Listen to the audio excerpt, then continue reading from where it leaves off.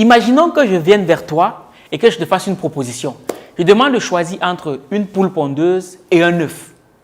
Nous sommes d'accord sur le fait que tu trouverais totalement ridicule de choisir l'œuf plutôt que la poule parce qu'il va de soi que c'est la poule qui produit l'œuf. Donc, si tu gardes la poule, tu pourras avoir beaucoup plus d'œufs.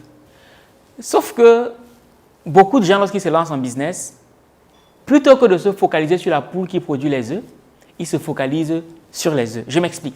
Pour beaucoup d'entre nous, lorsqu'on se lance en business, on est beaucoup plus focalisé sur l'argent que le client va nous proposer plutôt que le client en lui-même. Ça, c'est une erreur fondamentale parce qu'en business, le client est beaucoup plus important que l'argent qu'il te donne. Eh oui. Et lorsque tu as conscience de ça, la chose sur laquelle tu travailles, c'est la satisfaction de ton client. Je vais te dire une chose, c'est que des fois même, tu peux avoir des clients qui n'ont pas nécessairement les moyens de te payer. Mais pour le simple fait qu'ils ont eu à être satisfaits par le passé suite à un service que tu as fait pour eux, ben, ils se retrouvent en train de parler de ton produit à d'autres personnes qui sont capables d'acheter ton produit ou ton service.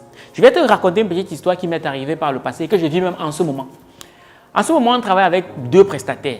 Il y a un prestataire qui est moins cher que l'autre prestataire. Je ne vais pas les citer ici. Et je vais appeler le prestataire A, le prestataire qui est moins cher, le prestataire B, le prestataire qui est un peu plus cher. Sauf que la différence entre les deux, c'est quoi? C'est que le prestataire A, qui est un peu moins cher, par le passé, on a eu à travailler avec lui. Et quand il y a eu un problème, il s'est tout de suite défilé. Il n'a pas voulu assumer ses responsabilités, prendre ses responsabilités. À l'inverse, le prestataire B, lui, lorsqu'on a voulu faire imprimer des livres chez lui, un jour, on a eu des problèmes d'impression. Ce qu'il a fait, c'est qu'il a pris sur lui toute la responsabilité et il a repris le travail à zéro. Du coup, quand je vois ces deux situations-là, je me dis, bon, au lieu de travailler avec quelqu'un qui certes il est moins cher, mais au moindre problème, il se défile, moi je préfère travailler avec quelqu'un avec qui j'ai une certaine sécurité de telle enseigne que je sais qu'en cas de problème, lui pourra justement prendre ses responsabilités pour s'assurer que je sois satisfait. Parce que si Argent Libre est satisfait, nos clients aussi seront satisfaits et tout le monde sera satisfait. Et voilà comment, avec le temps, on bâtit un climat de confiance entre le client et l'entrepreneur que tu es. Donc, mon propos ici, c'est de te faire comprendre que c'est capital pour toi de lancer un service qui est vraiment basé sur la satisfaction du client. L'expérience client, c'est fondamental. Et pour preuve, je vais te prendre le cas de Amazon. Amazon, à mon sens, c'est une boîte qui m'inspire énormément parce qu'ils ont une expérience client qui est redoutable. Plusieurs fois, il m'est arrivé de commander des articles auprès d'Amazon, sauf qu'à la date indiquée, on ne m'a pas livré mon produit. Et à chaque fois que j'ai cherché à joindre le service client, le SAV de Amazon, tout de suite, 2 minutes plus tard, j'ai eu un interlocuteur. Et ils vont plus loin dans le truc, c'est que lorsqu'il y a un problème comme celui-là, ils m'offrent des bons de réduction. Des bons de réduction que je n'ai jamais utilisés, mais le simple fait de savoir que je suis écouté lorsqu'il y a un problème et qu'il y a des gens qui sont prompts à réagir tout de suite, ça m'a rassuré et ça m'a encouragé à travailler de plus en plus avec Amazon. Et lorsque j'ai pris conscience de ça, récemment, il y a un auteur dont on devait éditer le livre et il se trouve que à un moment donné, on a fait un travail dont il n'était pas très satisfait.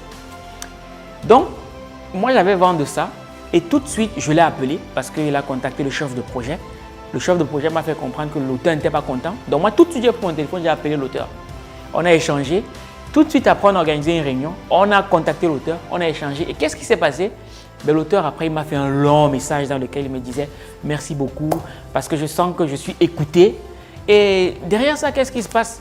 C'est la fidélisation. Et j'aime à dire que c'est beaucoup plus facile de fidéliser un client qui se plaint plutôt que de fidéliser un client qui trouve que tout est normal. C'est beaucoup plus simple. Donc, à chaque fois que tu vas trouver un client qui se plaint, fais péter une bouteille de champagne parce que voilà une fidélisation que tu viens d'assurer. Et des choses comme ça, des événements comme cela, on les a déjà vécus tellement de fois. Voilà pourquoi je te dis aujourd'hui, ma personne, retiens bien cette phrase. En business, le client est beaucoup plus important que l'argent qu'il te donne. Parce que l'argent vient du client. Donc, si tu tues la relation qu'il y a avec le client, tu peux être sûr que les œufs, l'argent, le fruit, tu ne l'auras jamais. C'était Valère Bélias, le chercheur d'argent. Et je te donne rendez-vous ce 4 septembre 2022 à Libreville, au Gabon, au cours d'une conférence de très haut niveau intitulée « Devenir indépendant financièrement grâce à l'entrepreneuriat ». Moi, j'ai appris dans cette vie qu'il y a des événements qui changent une vie. Donc, ne manque pas l'opportunité ce 4 septembre de venir changer la tienne. Cela étant dit, si tu souhaites tout de suite bénéficier de cette expérience unique, tu as une seule chose à faire, c'est cliquer tout de suite sur le lien qui s'affiche quelque part sur cette vidéo. Cela étant dit, je te dis, on est ensemble comme en décembre et on se ressemble. Minakano.